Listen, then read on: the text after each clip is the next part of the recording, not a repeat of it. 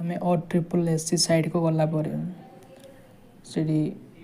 click here to direct download at admission जो letter लिखाई से आम क्लिक करवा क्लिक कलापर आमर एमती गोटे एप्लिकेशन नंबर आउ जो डेट ऑफ बर्थ मांगो से एप्लिकेशन नंबर आउ डेट ऑफ बर्थ से आम दबा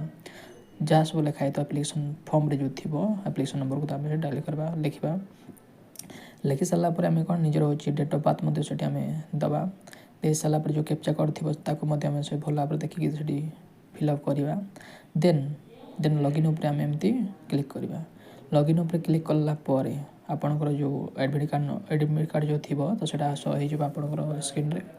देन जो लिखाई जो मॉक टेस्ट तो से मॉक टेस्ट मत जाइए मॉक टेस्ट दे पारिबा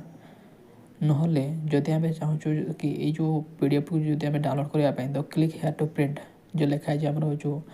राइट साइड रे तो से आम जा क्लिक कर तो क्लिक कलापर देखो तो एमती किसी गोटे आसो ऑप्शन तो से ओके मारला कौन पीडीएफ टी आपंकर ना डाउनलोड हो बुझाला कि नहीं जदि आपको जब ये भिडियो भल लगी देन टे लाइक सब्सक्राइब करदे आपंकर कौटी कौ सेंटर पड़ी मत